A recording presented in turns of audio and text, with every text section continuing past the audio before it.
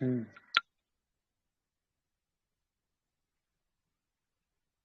तो ये जो अपने सामने टॉपिक है अभी, एक तो क्या है कि हाँ। Should artificial intelligence be regulated India, और दूसरा है इंडिया रिन्यूएबल हाँ। Energy transition. अभी और भी लोग ज्वाइन कर हाँ। सकते हैं, जैसे अभी बात हुई थी मेरी तो बोल रहे थे, तो जब तक अपन थोड़ा ओके, ठीक है अभी। बातचीत करते हैं, स्टार्ट करते हैं जब तक, हाँ। हाँ। है ना। ठीक। तो ओके। अब जैसे ये टॉपिक है अपना, शुड आर्टिफिशियल इंटेलिजेंस भी इंटेलिजेंस,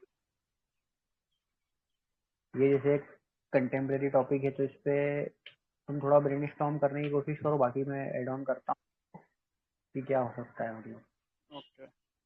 हाँ।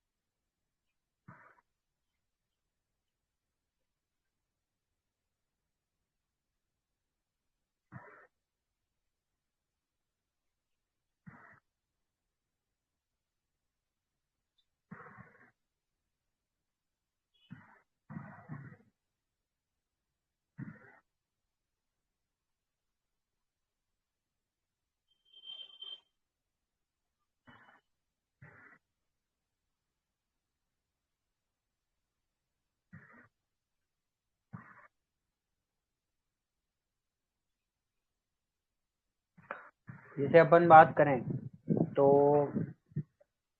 एक अपन अगर सोचे तो पहला तो अपने को एथिकल कंसर्न नजर आता है इस चीज में, हम्म।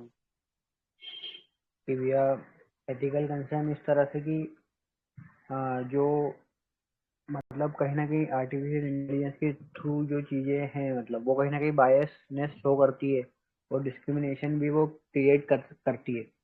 ये इस पे तुम्हारा क्या कहना है, मतलब अगर ये अपन बोलता हूँ मैं अगर कि बायसनेस है और डिस्क्रिमिनेशन है, तो अब आप ये बताओ कि तुम क्या आर्टिफिशियल इंटेलिजेंस बायसनेस कैसे शो कर रही है और डिस्क्रिमिनेशन कैसे कर रही है। बायसनेस का जो अगर इसको एग्जांपल के जरिए देखूं, तो आपके जो सोशल मीडिया प्लेटफॉर्म्स हैं वो और हम्म। आर्टिफिशियल इंटेलिजेंस अगर मर्ज हो जाए, ठीक है, हम्म।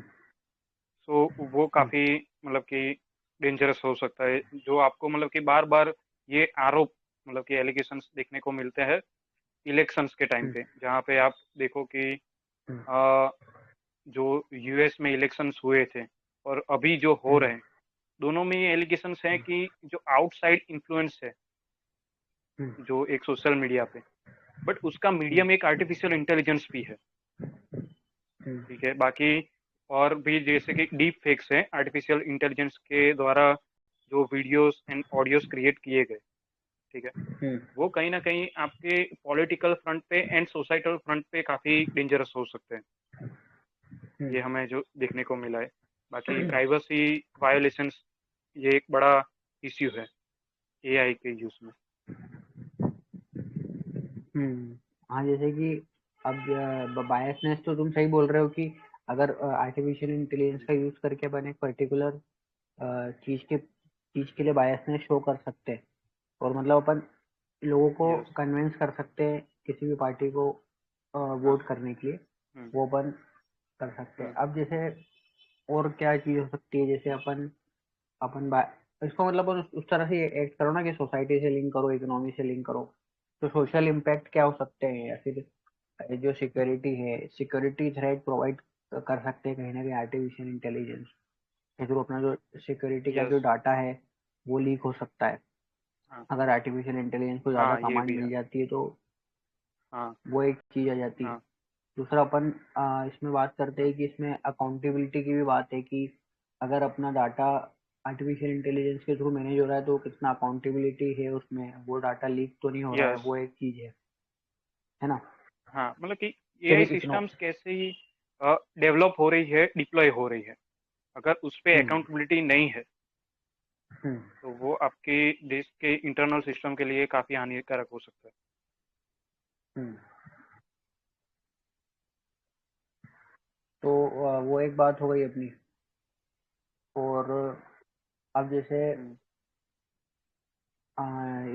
इकोनॉमिकली अगर देखा जाए तो आर्टिफिशियल इंटेलिजेंस क्या कर रहा है कि कहीं ना कहीं जॉब में डिस्प्लेसमेंट ला रहा है।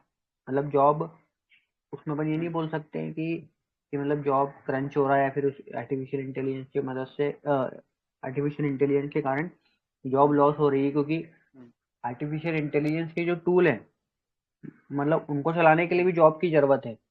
उसके लिए भी ऐसे लोग हम्म, चाहिए जो कि एआई को यूज करना जानते हो। तो उसमें जॉब हम्म, डिस्प्लेसमेंट वो क्रिएट कर रहा है कि यहाँ पहले जिस एरिया हम्म, में जॉब थी वहां से हटके अब दूसरी जगह जॉब मिलना चालू हो जाएगी।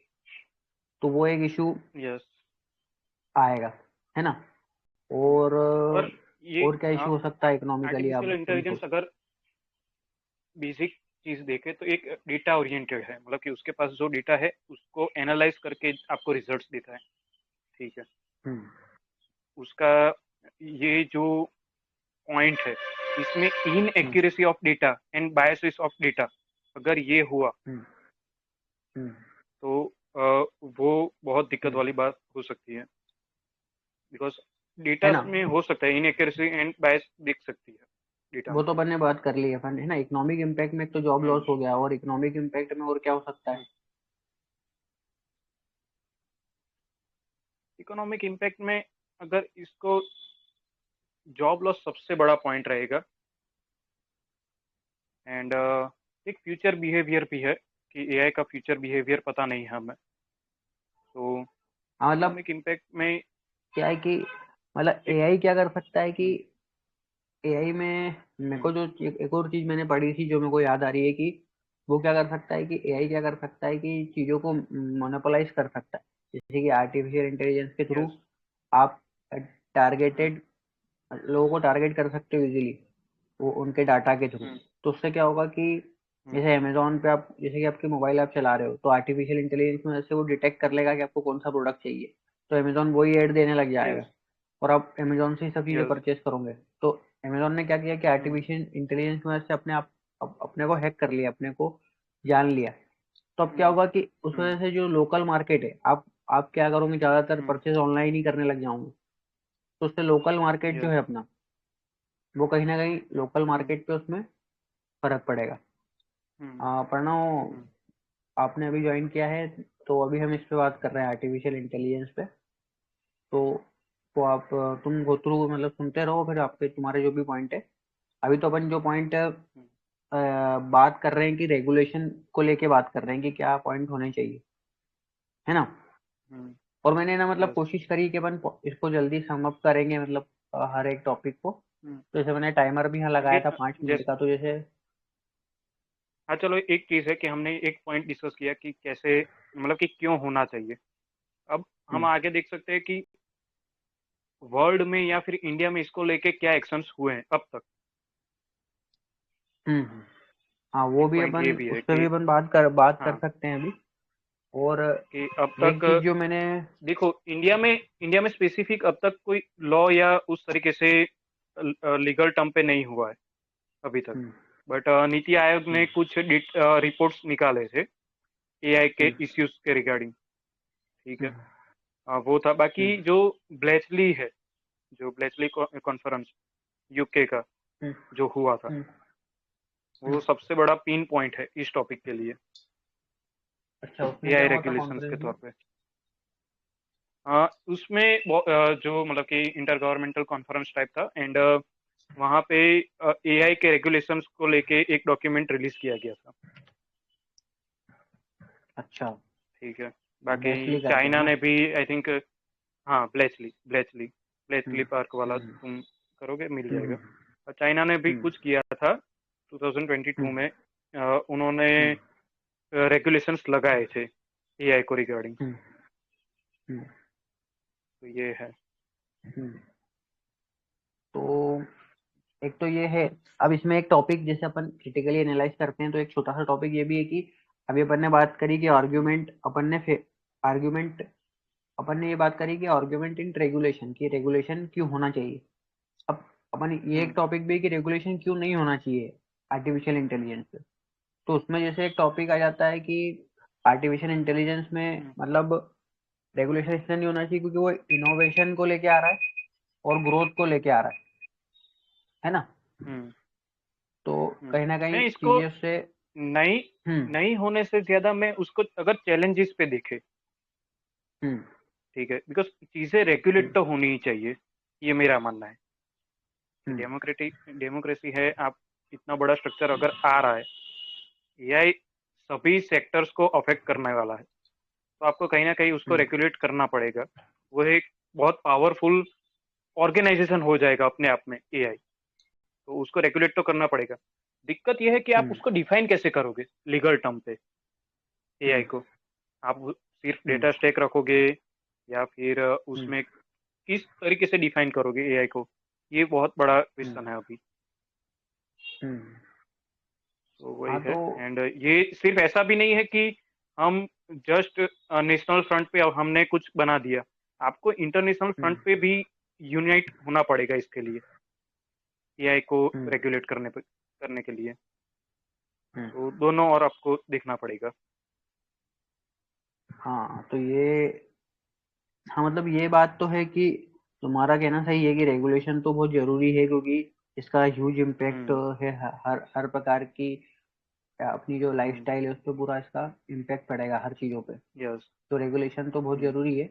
हाँ ये हो सकता है कि अपन टारगेटेड रेगुलेशन कर सकते हैं कि जहाँ पे हाँ मतलब वही, वो, यस यस। हाँ हाँ, कि जहाँ अपने को हेम्पर थ्रेड ना प्रोवाइड करे कर रहा है उसके। वहाँ हाँ। हाँ यस, उसके हम्म इनोवेटिवनेस, उसकी जो हेल्पिंग हम्म एबिलिटी है, जो सेक्टर्स हम्म को अपस्किल कर सकता है, ऊपर अपग्रेड कर सकता है, वो हेम्पर नहीं होनी हम्म चाहिए।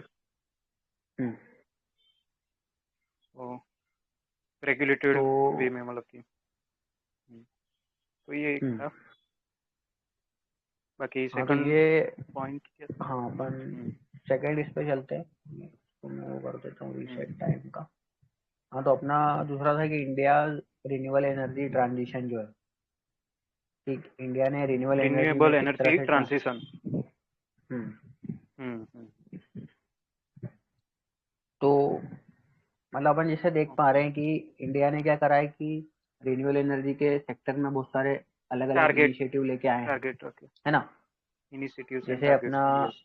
अपन ये था कि अपन 175 गीगावाट तक अपन 2022 तक अपना ट्राई किया था कि अपन वो करेंगे, प्रोड्यूस करेंगे रिन्यूएबल हाँ। एनर्जी के थ्रू। और अपन ने हम्म 450 का अपन ने टारगेट लिया है 2023, सॉरी 2023 तो भी चल रहा है ना, 2030 तक का टारगेट लिया है कि अपन 2030 तक 30 तक का हमारा 450। 500 गीगावाट का है। 30 हाँ का 500 गीगावाट का है। हाँ चार सौ एंड पचास से 35 तक, हाँ 500। हाँ 35 वही तक कितना है, हमारा। 35 तक भी है क्या कुछ।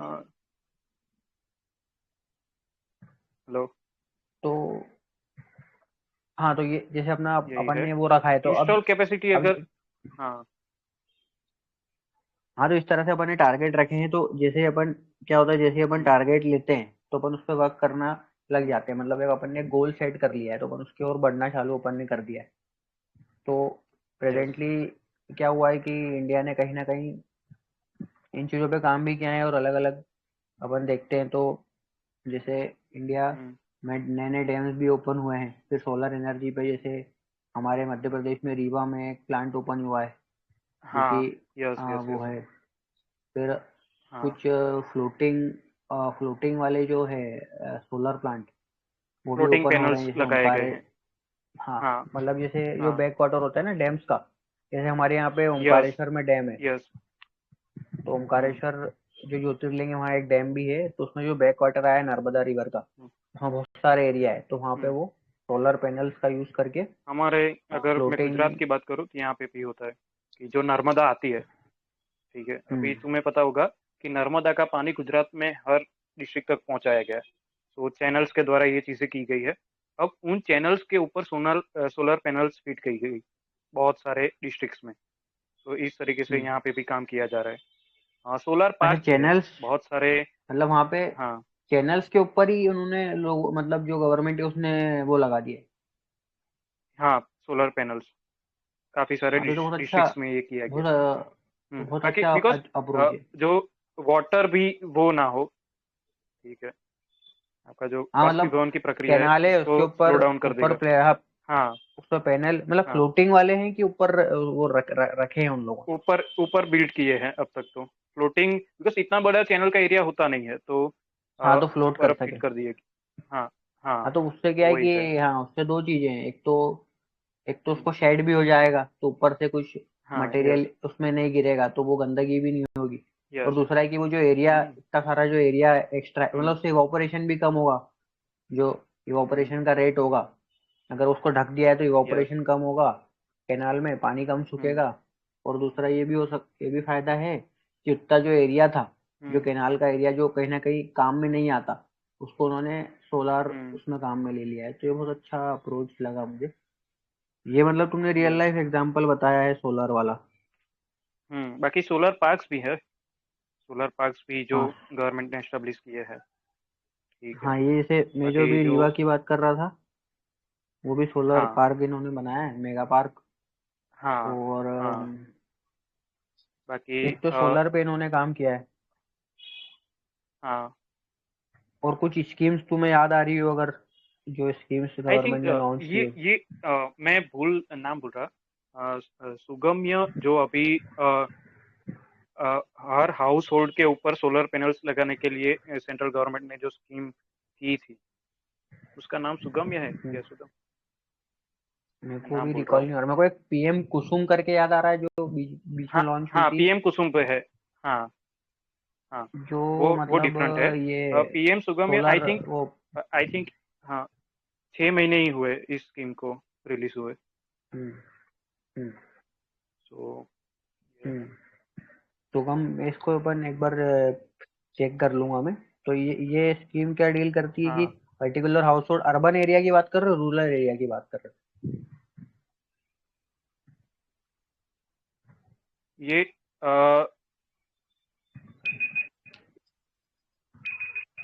ये जो हाउस होल्ड्स होते हैं उसके ऊपर सब्सिडीज देना पर्टिकुलरली, ये आप जो सोलर पैनल्स हो? इंस्टॉल करते हो इसके हाँ तो ऊपर हाउस सब्सिडीज होल्ड, देके अच्छा प्रोत्साहित हाउस किया जा रहा होल्ड है। मतलब वो रूरल रूरल और अर्बन दोनों एरियाज में होंगे हाँ ना फिर। हाँ हाँ हाँ हम्म हाँ, इसके ऊपर मतलब कि वो गवर्नमेंट सब्सिडीज प्रोवाइड करती हम्म हम्म। तो ये हो गया, ये तो अपना एक, है। ये पीएम अपना सोलर पीएम पे चल रहा सूर्य है। घर योजना। हाँ, सूर्य पीएम घर। सूर्य घर योजना। हाँ, हाँ तो ये अच्छा इनिशिएटिव। अभी तो सूर्य। अपन ने सोलर की बात करी। अब अगर अपन देखें हम्म कि सोलार के अलावा और क्या क्या है जिन पे गवर्नमेंट कर रही है काम अभी, अगर तुम रिकॉल कर पा रहे हो तो। आई थिंक अगर इसको आईएसए भी हम लिख सकते हैं, आईएसए जो हम्म इंटरनेशनल सोलर अलायंस है, बिकॉज हमारा बहुत बड़ा हम्म रोल रहा है इसको डेवलप करने हम्म के लिए इंडिया का। हम्म तो आईएसए एक बहुत हम्म बड़ा चीज़ है। बाकी एनर्जी हम्म कॉरिडोर्स जो इंडिया में डेवलप किए जा रहे हैं, ग्रीन एनर्जी हम्म कॉरिडोर्स, ठीक है, हम्म तो एक बड़ा गवर्नमेंट इनिशिएटिव्स है। एंड हम्म फिर तो इसमें इलेक्ट्रिक व्हीकल्स के लिए जो फेम स्कीम है, हम्म ठीक है, फेम स्कीम है, तो वो भी है एक ग्रिड, ग्रिड के बारे में, जो मतलब कि इलेक्ट्रिसिटी हम्म। प्रोवाइड ग्रिड्स के द्वारा भी हम कोशिश की कर रहे हैं। तो ये कुछ है गवर्नमेंट इनिशिएटिव्स। हाँ ग्रिड तो, एक तो वन नेशन वन ग्रिड अपन ने बनाया है हाँ, कि जिसके थ्रू यस अपन वही। वन नेशन वन ग्रिड के थ्रू क्या है कि एनर्जी लॉस से अपन बच सकते हैं। हम्म क्योंकि क्या है कि हम्म, ये जो ये जो अपनी वाली एनर्जी होती है जो कोल के थ्रू बनती है, मतलब यस, ये थर्मल एनर्जी, हाँ, यस थर्मल यस। और नॉन कन्वेंशनल, तो ये जो एनर्जी रहती है वो स्टोर करने का ऑप्शन तो रहता नहीं है। तो अगर वो यूज नहीं हो पाएगी यस। तो वो खत्म हो हम्म, जाएगी। तो यस।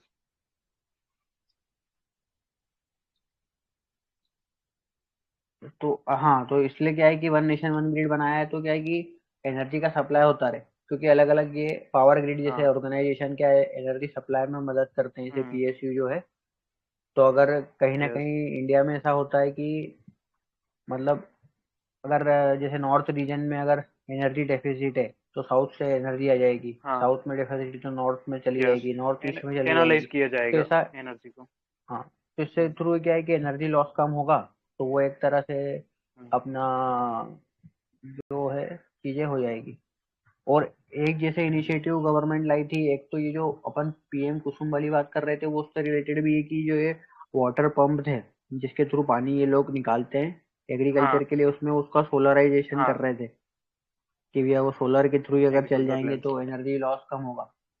फिर अपना हम्म। एक तो प्रोडक्शन लिंक इंसेंटिव स्कीम जो पीएलआई स्कीम है वो यस, कहीं ना कहीं पीएलआई। अपन ने बात यस। करी थी, है ना। हम्म। और हाँ। क्या बोलते ये तुम क्या बता रहे थे, ये हाइब्रिड, हाँ हाइब्रिड व्हीकल जैसे अपन आजकल बहुत देख रहे हैं कि जो यस, हाइब्रिड व्हीकल आते फेम हैं। स्कीम जो है। हाँ। हाँ क्या नाम है, फेम, एफएम। फेम है। फेम। हाँ हाँ, faster fame. Adoption and manufacturing हाँ। ऑफ हाइब्रिड इलेक्ट्रिक व्हीकल वाली, है ना। यस। हाँ। तो ये मतलब अपन में डिस्कस कर रहे हैं तो अपन में थोड़ा लिखता भी चल रहा हूँ इस तरह से शॉर्ट में कि अपन ने जो बात करी वो यस, याद यस, भी यस। रहे मतलब। तो ये तो क्या सही है। डिस्कशन के बाद फिर याद ही नहीं रहता है कि शायद किन क्या बातों पे बात करी है। जैसे तुमने जो बताया हाँ, नर्मदा सही है। वगैरह का ये था, इंटरनेशनल सोलर की हाँ। बात तो अपन में हो गई। अब जैसे हम्म। इसमें क्या है कि अब इसमें चैलेंजेस क्या क्या हो सकते हैं, मतलब अपना जो ये है रिन्यूएबल एनर्जी ट्रांजिशन की अपन बात कर रहे थे, इसमें चैलेंजेस क्या क्या है। सबसे पहले तो जो प्रोजेक्ट्स गवर्नमेंट चला रही है, इसके लिए जो लैंड एक्विजिशन है, हम्म ठीक है, रिन्यूएबल एनर्जी के हम्म लिए जो लैंड एक्विजिशन, वो बहुत बड़ा हम्म हर्डल है हम्म गवर्नमेंट के लिए इन प्रोजेक्ट्स को करना। हम्म बाकी हम्म हाँ, एक तो वही कि एम्प्लॉयमेंट वाला जो रिस्क है, हम्म जो अभी एक चल रहा है, जैसे कि कोल सेक्टर अभी बहुत बड़ा सेक्टर है इंडिया में, और हम्म बहुत सारे लोग उसमें इन्वॉल्व है। तो आपको इन लोगों को हम्म स्विच करना पड़ेगा। तो हम्म इनके एम्प्लॉयमेंट पे थ्रेट है अगर हम उसको हम्म एलिमिनेट करते हम्म हैं, कोल सेक्टर को। हम्म हम्म तो आपको इसका एसेट रिस्क देखना पड़ेगा, ठीक है। Hmm and integration and stability issues एक बहुत बड़ा इश्यू है रिन्यूएबल हम्म एनर्जी के लिए। हम्म।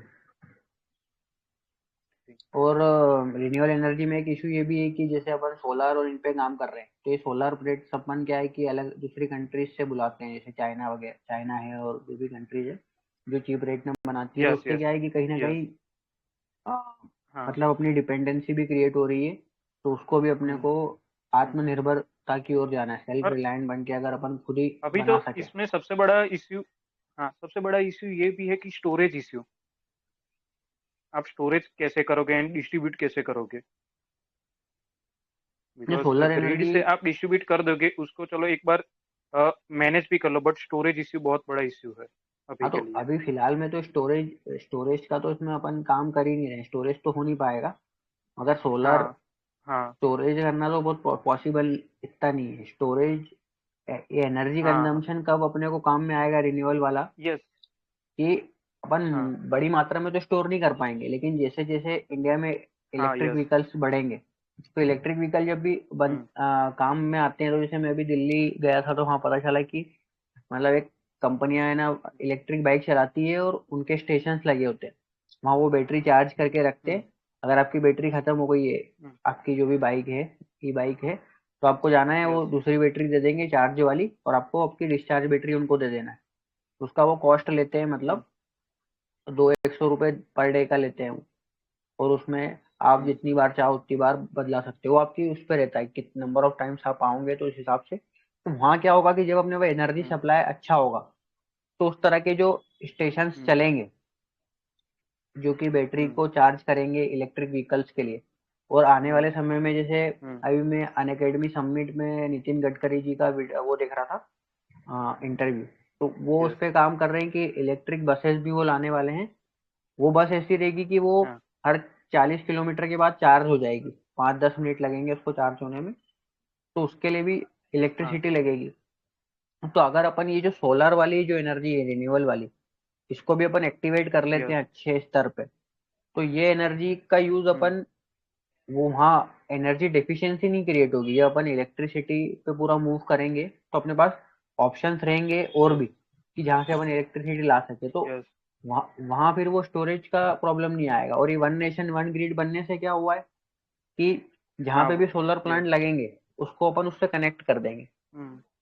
तो अपने यहाँ सबसे हम्म। ज्यादा जहाँ तक अपन ने देखा है कि सोलर पावर प्लांट का ज्यादा अच्छा मतलब आउटपुट है। बाकी अपने यहाँ जैसे विंड भी अपन कर सकते हैं, मगर वो विंड लिमिटेड एरिया में रहता है, फिर उसमें उसको मैनेज करना भी बहुत यस। मुश्किल रहता है। फिर अपने पास बहुत जैसे मुश्किल और भी रहता है, है। यस। एक तो वाटर के थ्रू जो इलेक्ट्रिसिटी जनरेट होगी टाइडल वाली, वो एक चीज आइडियल एनर्जी। है ना। हम्म। और दूसरा ये है कि जैसे डैम कंस्ट्रक्शन है, तो यस। डैम कंस्ट्रक्शन में भी बहुत समय लगता है और बहुत पैसा लगता है। और फिर उसमें डैम कंस्ट्रक्शन में इशू ये आता है कि उसमें फिर आपको वो मुआवजा भी देना पड़ता है, मतलब अगर यहाँ पे पानी बैक बैक वाटर जाता है तो उतने एरिया में आपको यस। रिहेबिलिटेशन भी करके देना पड़ता है, तो ज़्यादा कॉस्ट आ जाता है। बस ये बात रहती है कि डैम हम्म। कंस्ट्रक्शन में आपको मतलब कंटिन्यूस सप्लाई ऑफ वाटर के कारण आपको कंटिन्यूस इलेक्ट्रिसिटी मिलती हम्म। है। तो वो एक चीज है, तो उस पर हम्म। भी वर्क कहीं ना कहीं गवर्नमेंट कर कर सकती है। और ये सोलर वाला तो हम्म। अपने को इस तरह से हेल्प हो जाएगी।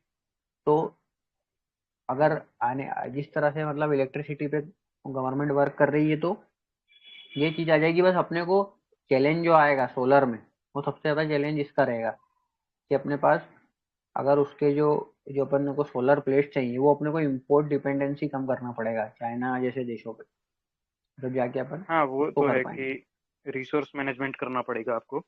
एंड हम्म। एक भी है कि ई वेस्ट जो जनरेट होगा, ई हम्म। वेस्ट मैनेजमेंट, वो भी आपको हम्म। मैनेज करना पड़ेगा। हम्म।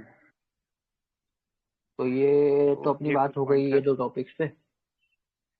अब अपन चलते हैं हम्म। जैसे अपने जो क्वेश्चन थे, मतलब ये क्वेश्चंस पे आ जाते हैं हम्म। अपन। एक मिनट। हम्म।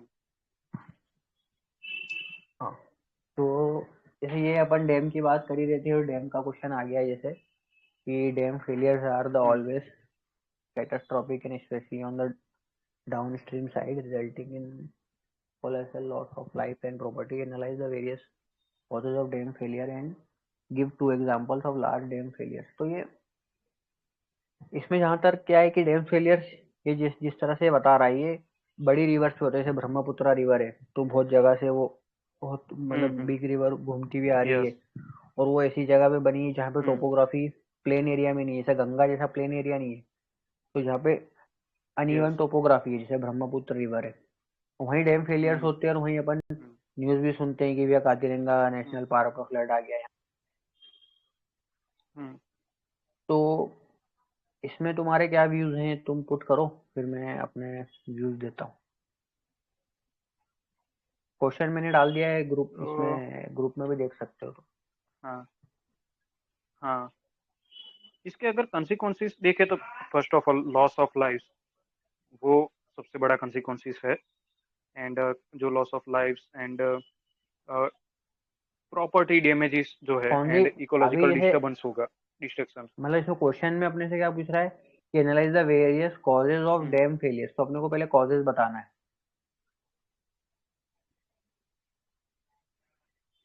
क्वेश्चन देख लेता हूँ।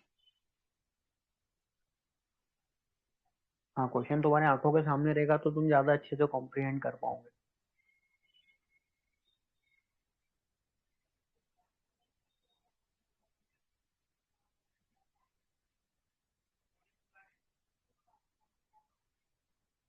तो कॉसेस तो नेचुरल कॉसेस भी हो सकते हैं, जैसे कि अगर हैवी मतलब कि क्लाउड बर्स्ट हो गया, हम्म। रेन है। एंड अभी जो हम्म। एक चीज उत्तराखंड में एंड हिमाचल प्रदेश में स्पेसिफिक देखी गई, ग्लेशियल लेक, हम्म। जो ग्लेशियल लेक हम्म। की वजह से हम्म। एक आपका रहता है। तो हम्म। वो है। एंड एक स्ट्रक्चरल हम्म। फ्लॉस भी हो सकते हैं। ठीक हम्म। है। एक मतलब कि हम्म। इसका एक एग्जांपल मैंने देखा था, ये चाइना वाला, अगर तुमने देखा हो बानकियाओ डैम फेलियर वाला। हम्म। तो वो एक हम्म। स्ट्रक्चरल फ्लॉस हो सकता है। ये इंफ्रास्ट्रक्चरल डेफिशिएंसीज की वजह से and lake of hmm maintenance. ठीक है, आपको हम्म बार बार मेंटेनेंस करना पड़ता है एंड हम्म ये चीज़ आपको एज ऑफ द डैम हम्म भी देखनी पड़ती है। मैंने हम्म कहीं भी रिपोर्ट में पढ़ा था कि यूएस ने अपने जो एजेड डैम थे उसके 60% डैम्स उसने डिस्ट्रॉय कर दिए। हम्म तो बहुत पुराने हम्म जो डैम्स थे उन्होंने काफ़ी हम्म डैम्स डिस्ट्रॉय किए हैं। तो हम्म ये भी एक बड़ा पॉइंट है। हम्म। ये ठीक है। चाइना का कौन सा डैम बता रहे थे तुम? हाँ, चाइना का कौन सा डैम बता रहे थे यार तुम अभी? कौन सा डैम का हुआ था चाइना में? बान बान किया हो, बान किया हो। हम्म। अच्छा। ये एक हाँ तो मतलब ये कि हुई थी घटना। हम्म।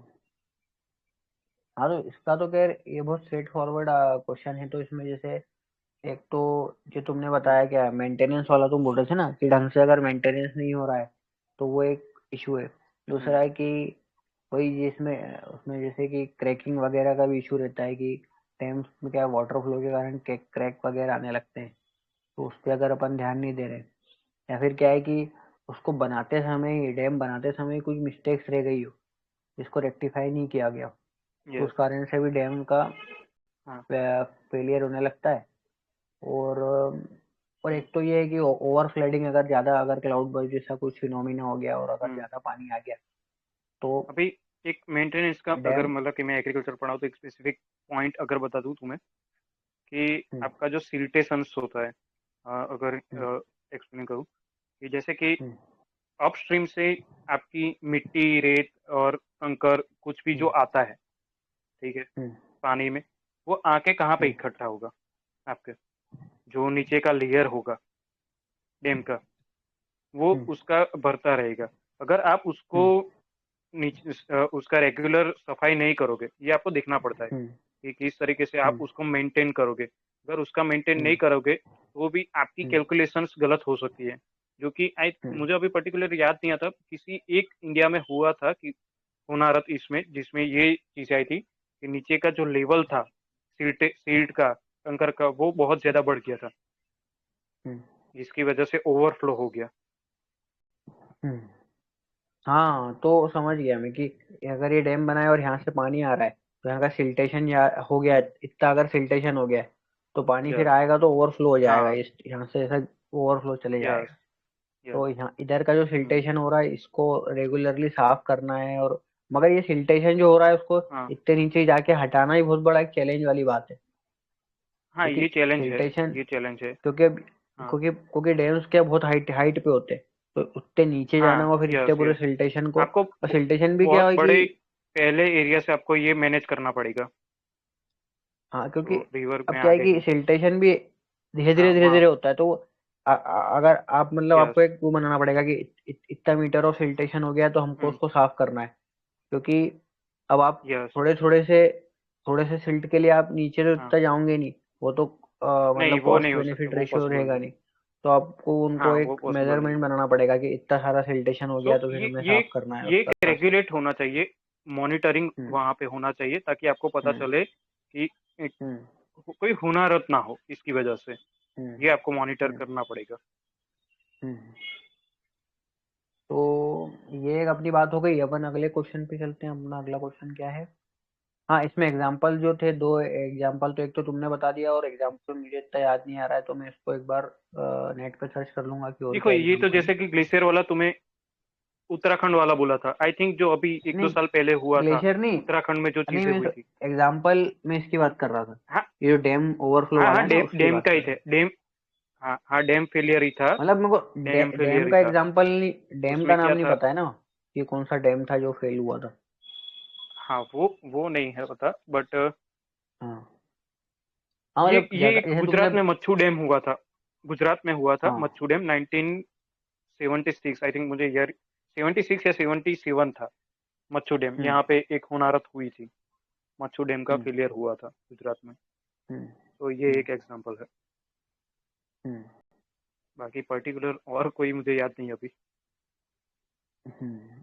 हाँ, अपन इस पे जैसे बात करें, नेक्स्ट क्वेश्चन है कि explain the mechanism and occurrence of cloudburst in the context of Indian subcontinent and discuss recent two examples। तो ये भी बहुत स्ट्रेट फॉरवर्ड क्वेश्चन इन्होंने दिया कि हाँ, एक तो स्ट्रेट क्या पूछ रहा है वो फॉरवर्ड कि ही है। Explain the mechanism and occurrence of cloudburst in the context of. अब किस क्या है, मतलब तुम बात बताओ जैसे कि मैकेनिज्म और ऑकरेंस ऑफ क्लाउडबर्स्ट के पीछे क्या रीजन है, मतलब। ठीक है, वार्म एंड जो मॉइस्ट एयर होती है, ठीक है, हम्म वो जैसे कि राइज करेगी रैपिडली, एंड हम्म कंडेंसेशन जो होगा वाटर वेपर का, एंड उससे हम्म क्लाउड फॉर्मेशन होगा, एंड जो कंसीव हम्म प्रोसेस हो जाएगा इसका सोलर हम्म हीटिंग्स के एंड मॉइस्चर के साथ। तो हम्म क्लाउड बर्स्ट मतलब कि बहुत कम वक्त में बहुत ज़्यादा बारिश हो जाएगी इस प्रोसेस के हम्म चलते। हम्म। तो ये है। तो मतलब कॉजेस क्या क्या है, मतलब तुम्हारे हिसाब से, जैसे क्लाउड बर्स्ट के एक तो जैसे एक एक तो पर्टिकुलर हिली एरिया, अगर हिली हम्म एरिया जो माउंटेन्स एरियाज रहेंगे, हम्म ठीक है, हम्म मतलब कि ओरोग्राफिक लिफ्टिंग जो होती है वहाँ पे ये चीज़ें ज़्यादा हम्म दिखाई देती है। आपको हम्म प्लेन्स में ऐसी चीज़ें कम दिखती है क्लाउड बर्स्ट। हम्म जो ओरोग्राफिक लिफ्टिंग हम्म जहाँ पे रहेगी ये चीज़ें वहाँ पे ज़्यादा रहेगी। बाकी जो मॉइस्ट हम्म विंड आएगी, जैसे कि यहाँ पे तुम देखो अरेबियन सी से आती है, ठीक है, हम्म वो मॉइस्चर लेके आएगा वहाँ पे। विंड सिस्टम पूरा ईस्ट हम्म और आएगा मानसून के टाइम, हम्म तो वो भी एक हम्म रह सकता है। दूसरी चीज़ हम्म ये इंडिया के उस साइड बंगाल है, बे ऑफ हम्म बंगाल में ये चीज़ एक्टिव होती है, वहाँ पे भी हम्म सेम चीज़, wind system and hmm moisture दोनों चीज़ रहती है, हम्म ठीक है। हम्म एंड जो लोकल वेदर सिस्टम है अगर उसको रेगुलेट कर गया हम्म। तो ये चीज़ें हमें देखने को मिलती है। और जैसे मतलब क्लाउड बर्स्ट में देखा जाए तो कुछ पर्टिकुलर अमाउंट के पर्टिकुलर टाइप के क्लाउड्स भी इन्वॉल्व रहते होंगे ना, जैसे अपन अलग अलग पढ़े हैं, जैसे कि क्यूमुलोनिम्बस और अलग अलग टाइप के पढ़े ना। तो उसमें भी कुछ, अगर जैसे मुझे ध्यान आ रहा है कि क्लाउड बर्स्ट में ज्यादातर रिस्पॉन्सिबल जो अपने क्लूमिनो क्लाउड है, वो ज्यादातर उन कारण से, यस, वो ज्यादा मतलब मॉइस्चर यस। कंटेंट करते हैं, तो उस कारण से ज्यादा एक वो हाँ, आ, हाँ, होता है, मतलब दिक्कत आती है। अब हाँ। ये तो सिंपल था, और इसमें फिर अपने से उन्होंने यस। एग्जांपल्स पूछे हैं। तो एग्जांपल्स तो अब उस समय एग्जाम में क्लिक होना चाहिए, क्या क्या एग्जांपल्स हो सकते हैं, वैसे अपन पहले से जैसे अरे प्रिपेयर ये करें तो। अभी आई थिंक हिमाचल हिमाचल में जो अभी हुआ, यही हम्म आई थिंक पिछले साल वाला हम्म जो हुआ था क्लाउड बर्स्ट वहाँ पे, हम्म। हिमाचल वाला जो बहुत ज्यादा बारिश हो गई थी। हाँ, हिमाचल एक तो वो याद है। में बाकी हुआ था, और दूसरा जैसे दूसरा सोचना पड़ेगा, दूसरा सोचना उत्तराखंड पड़ेगा, में, जैसे बाकी ये मुझे याद है। उत्तराखंड में भी जैसे अलग अलग डिस्ट्रिक्ट से तो वहाँ हाँ होते होते हैं। रहे हुआ यस। था, हाँ, हाँ, है होते ना। रहते हैं। यस, तो वो एक चीज है। यस, ये। अब अपन इसमें आ जाते हैं अपन। अब तीसरा क्वेश्चन था explain the causes and effect of hmm. Coastal erosion in India. और उसके बाद क्या है कि हाँ, explain the causes of effect of coastal erosion in India and what are the available coastal management techniques for combating this hazard. Causes तो अगर erosion की बात करें तो जो एक नेचुरल हम्म प्रोसेस है, ठीक है। हम्म हाँ, हम्म कॉजेज तो वेव्स टाइड्स आती रहती हैं, इस वजह से हम्म इरोजन होता रहता है, हम्म ठीक है। आ, ये हम्म क्वेश्चन क्या था, एक minute. Explain the causes and,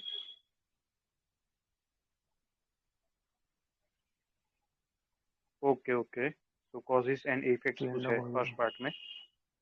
हाँ, causes and explain the effect. Causes and effect तो ऑफ कॉजेज में कोस्टल तो यही है। इरोजन।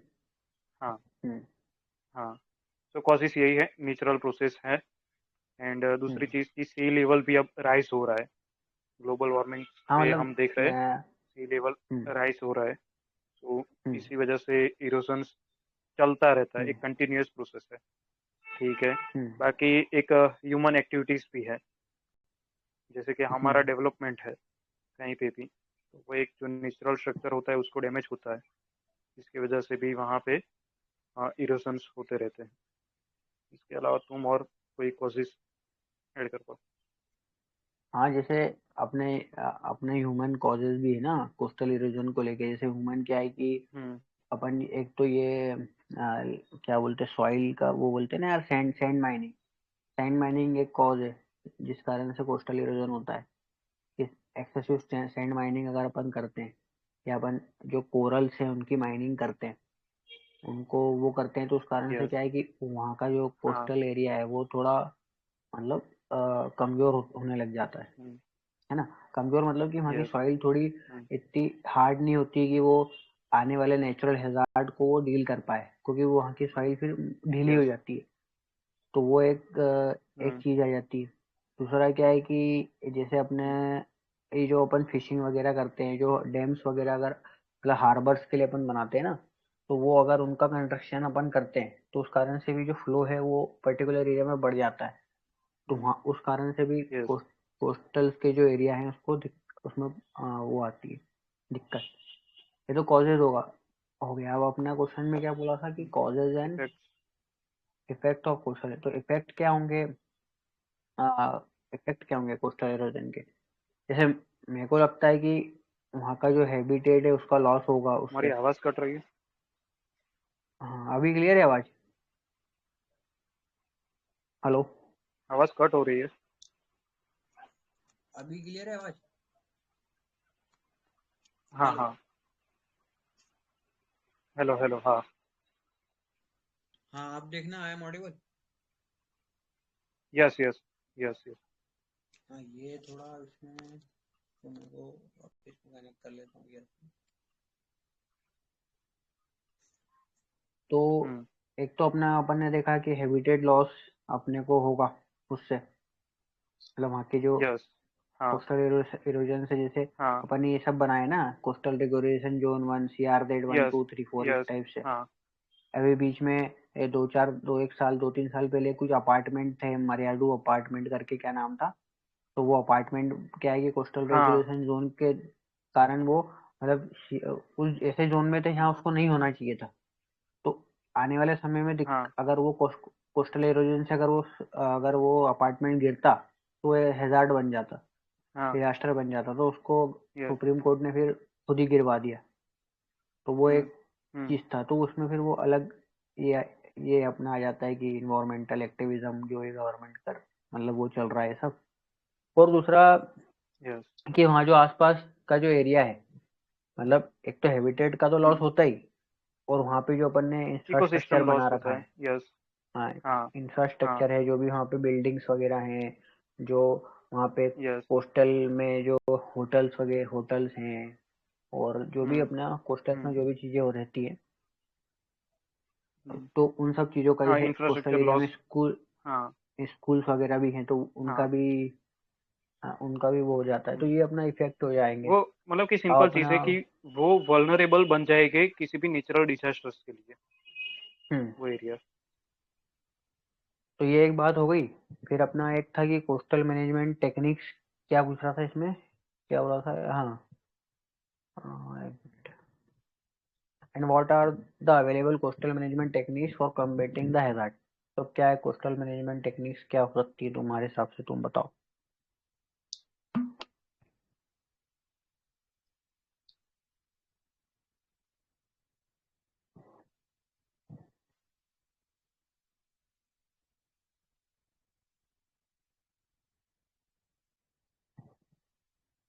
जैसे एक सुदर्शन सर ने पढ़ाया था, जो मेरे दिमाग में आता है कि अपन मैनग्रोव वगैरह उगाते हैं।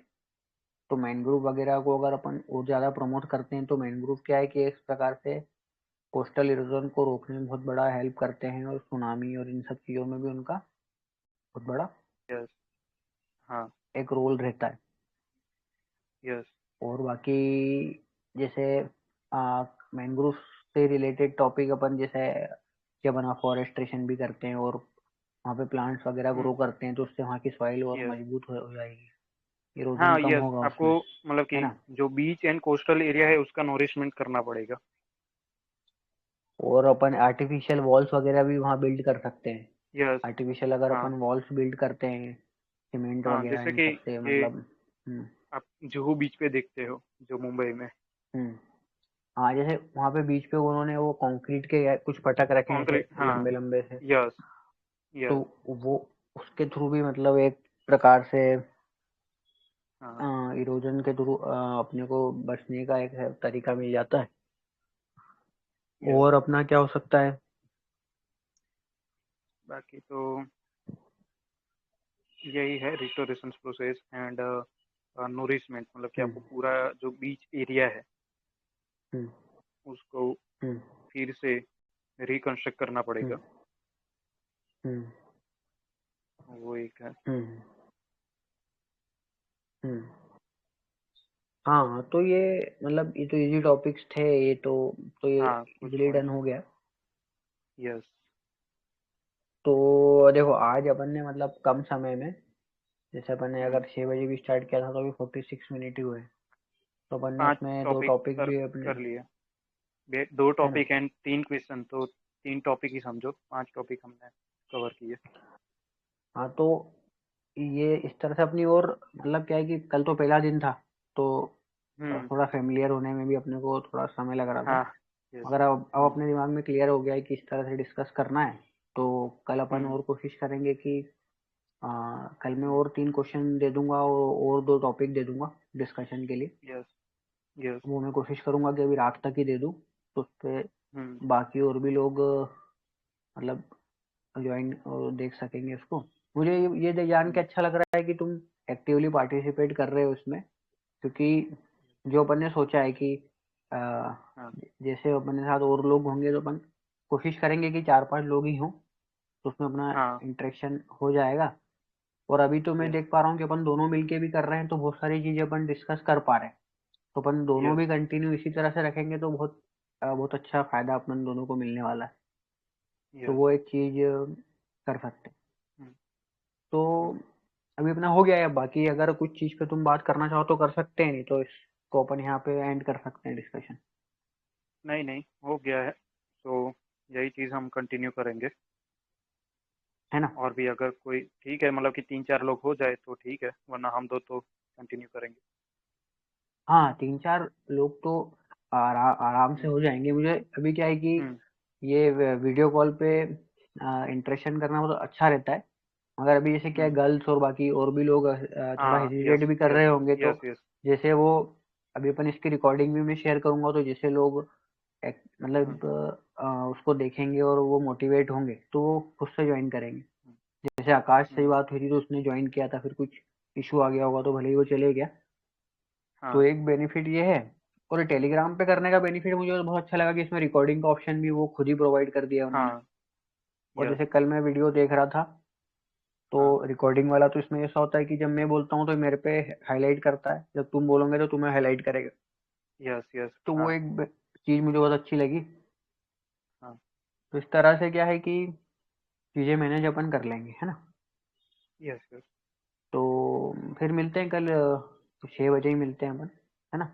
ओके। ओके। ओके। ठीक है, जय हिंद, जय भारत। ठीक है। जय हिंद।